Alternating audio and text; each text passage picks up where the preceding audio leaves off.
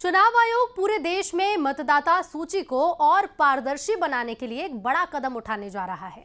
आने वाले कुछ दिनों में विशेष सघन पुनरीक्षण यानी एसआईआर की प्रक्रिया शुरू होने जा रही है और ये प्रक्रिया हर फेज में करीब 3 महीने तक चलेगी। इस बार खास फोकस होगा 5 राज्यों पर जहां 2026 में विधानसभा चुनाव होने हैं। यूपी और उत्तराखंड दूसरे चरण में है। इस रिपोर्ट में देखिए।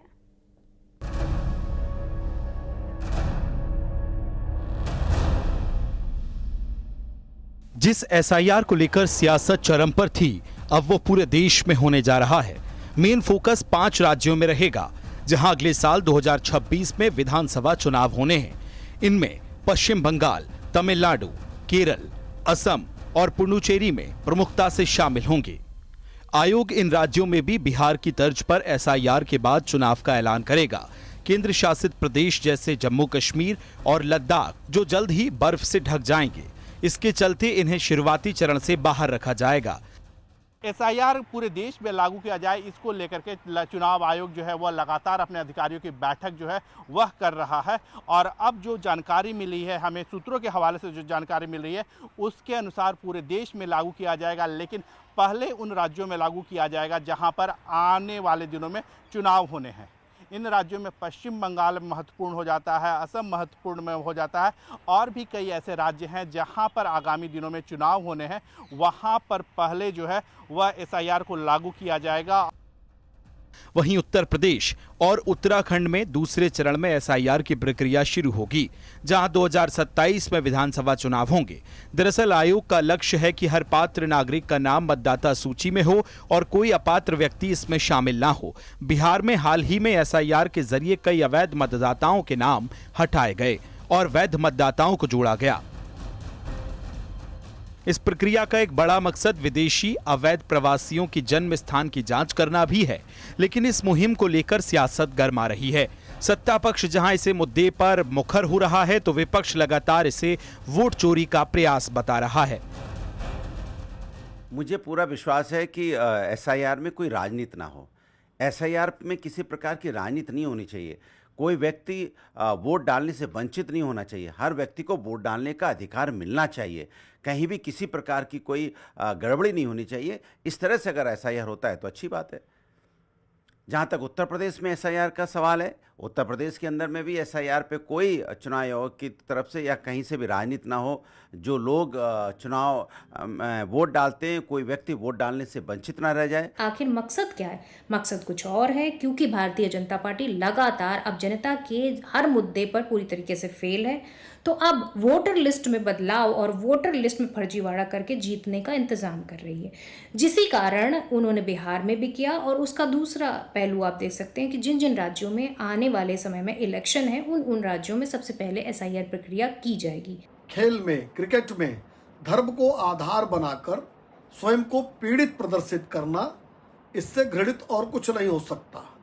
असदुद्दीन ओवैसी, पूरी उनकी पार्टी या जो लोग भी सरफराज का सरनेम खोज रहे हैं, उनसे मेरा सवाल है कि भारतीय क्रिकेट टीम में सभी खिलाड़ियों का सरनेम आपने चेक किया?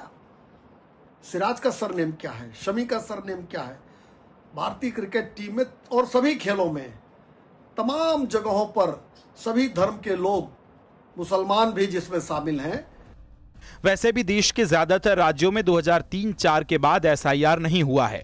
अब 1.5-2 साल पहले ही इस प्रक्रिया को शुरू करके आयोग भविष्य के चुनावों को और निष्पक्ष बनाने की दिशा में काम कर रहा है। साफ है कि एसआईआर के जरिए चुनाव आयोग एक मजबूत और निष्पक्ष मतदाता सूची तैयार करना चाहता है, लेकिन इस प्रक्रिया पर सियासी घमासान भी तेज हो गया है। Bureau report, news 18।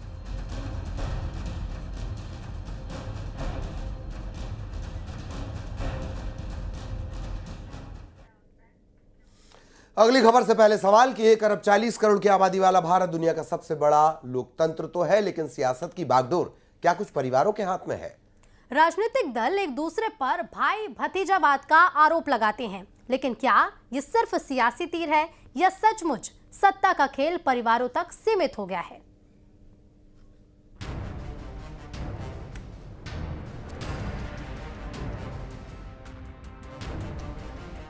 1 अरब से ज्यादा की आबादी वाले देश में कुछ ही परिवार राज करते हैं। राजनीतिक दल बार बार एक दूसरे पर भाई भतीजावाद का आरोप लगाते रहे हैं। आज कुछ आंकड़ों के जरिए इसे समझने की कोशिश करते हैं।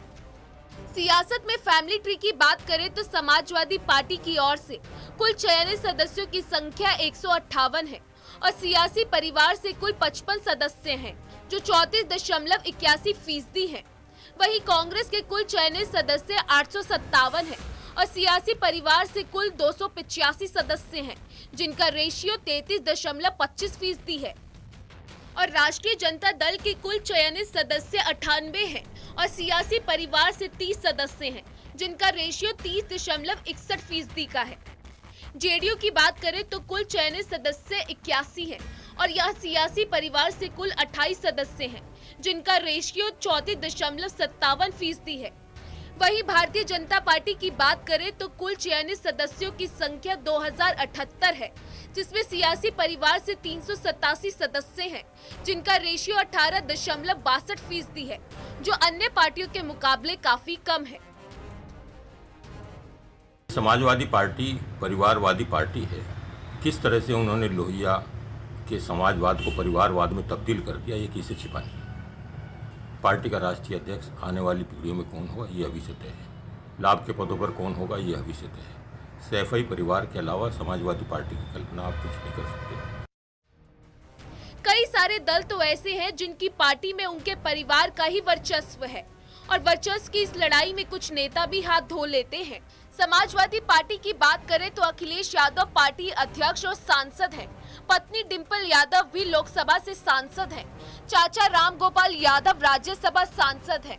चाचा शिवपाल यादव विधायक हैं। भाई धर्मेंद्र यादव सांसद हैं। भाई आदित्य यादव भी सांसद हैं। भतीजे तेज प्रताप यादव विधायक हैं। इरफान सोलंकी की पत्नी नसीम सोलंकी विधायक हैं।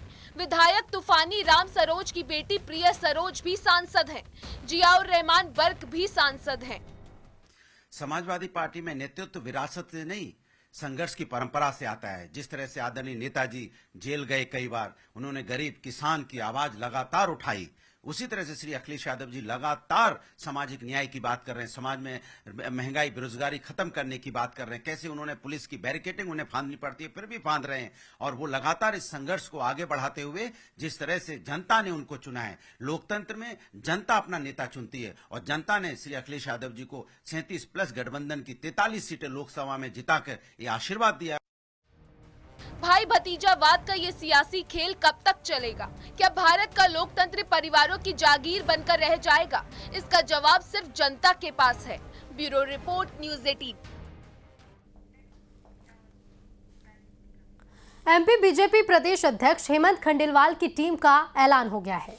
बीजेपी मुख्यालय दिल्ली से सूची जारी की गई। इस लिस्ट में कई नाम अंदर आए हैं, तो वहीं कुछ चेहरे बाहर भी हो गए हैं। टीम हेमंत में महिलाओं को पूरा मौका मिला है।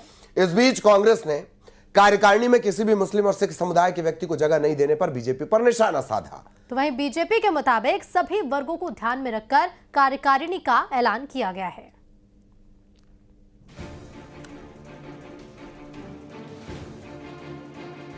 मध्य प्रदेश में बीजेपी संगठन की नई टीम का ऐलान कर दिया गया है। दिल्ली से मोहर लगने के बाद प्रदेश बीजेपी अध्यक्ष हेमंत खंडेलवाल ने नई कार्यकारिणी की लिस्ट जारी कर दी।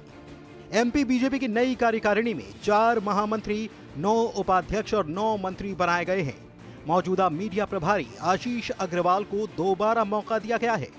रीवा संभाग के संगठन मंत्री रहे श्याम महाजन को प्रदेश कार्यालय मंत्री बनाया गया है। अखिलेश जैन को कोषाध्यक्ष की जिम्मेदारी सौंपी गई है। इसके अलावा 4 मोर्चों के अध्यक्ष भी बदले गए हैं। नई कार्यकारिणी में 7 महिलाओं को शामिल किया गया है। सबसे पहले बात प्रदेश बीजेपी संगठन के नए उपाध्यक्षों की। वीडी शर्मा की टीम में प्रदेश महामंत्री के तौर पर काम कर चुके पूर्व विधायक रणबीर सिंह रावत अब उपाध्यक्ष बनाए गए हैं। मनीषा सिंह का प्रमोशन हुआ है। बीजेपी के प्रदेश मंत्री और विधायक मनीषा सिंह अब प्रदेश उपाध्यक्ष बनाई गई हैं। पहले संभागीय संगठन मंत्री रहे शैलेंद्र बरुआ अब प्रदेश उपाध्यक्ष बन चुके हैं। सीएम के करीबी प्रभुलाल जाटव को भी उपाध्यक्ष बनाया गया है। ज्योतिरादित्य सिंधिया के समर्थक पूर्व मंत्री प्रभुराम चौधरी प्रदेश उपाध्यक्ष बनाए गए हैं। कांत देव सिंह एक बार फिर से प्रदेश उपाध्यक्ष बनाए गए हैं। मध्य प्रदेश युवा कल्याण आयोग के पूर्व अध्यक्ष निशांत खरे भी उपाध्यक्ष बने हैं। इसके अलावा नंदिता पाठक और सुरेंद्र शर्मा को भी उपाध्यक्ष पद का जिम्मा सौंपा गया है। बात टीम हेमंत की प्रदेश महामंत्रियों की करें तो जिन 4 लोगों को ये जिम्मेदारी दी गई है वो हैं लता वानखेड़े, सुमेर सोलंकी, गौरव रणदिवे और राहुल कोठारी। अब बात टीम हेमंत के प्रदेश मंत्रियों की। रजनीश अग्रवाल को फिर से प्रदेश मंत्री बनाया गया है। लोकेंद्र पाराशर और जयदीप पटेल भी प्रदेश मंत्री की भूमिका में नजर आएंगे। क्षितिज भट्ट, संगीता सोनी और राजेंद्र सिंह को प्रदेश मंत्री बनाया गया है। अर्चना सिंह, राजो मालवीय और बबीता परमार भी प्रदेश मंत्री की जिम्मेदारी संभालेंगी। भारतीय जनता पार्टी ने मध्य प्रदेश की जो नई कार्यकारिणी घोषित की है उसने भाजपा के नारे सबका साथ सबका विकास की पोल खोल के रख दी है। न ही तो इस कार्यकारिणी में कोई मुस्लिम समुदाय से व्यक्ति लिया गया है, न ही कोई इसमें सिख समुदाय या ईसाई समुदाय से व्यक्ति लिया गया है, और जातिगत समीकरण की भी धूल निकाल दी है भारतीय जनता पार्टी की आपसी गुटबाजी की वजह से जो हुआ है। भारतीय जनता पार्टी इससे चलती है कि सभी वर्गों को, सभी एज ग्रुप्स को, सभी क्षेत्रों को प्रतिनिधित्व मिले ताकि उनकी आकांक्षाएं जो नेतृत्व करने की है वो पूरी हो। और आपने देखा आज कि हेमंत जी की जो सूची आती है उसमें सबको प्रतिनिधित्व मिला है। और युवाओं को आप देखिए कितना बढ़ चढ़ के बड़ी से बड़ी जिम्मेदारी मिली है। मैं सबसे पहले सबको बधाई देता हूँ। मध्य प्रदेश बीजेपी की नई कार्यकारिणी या ये कहें कि हेमंत खंडेलवाल की टीम में सभी नेताओं को साधने की कोशिश की गई है। साथ ही हर वर्ग को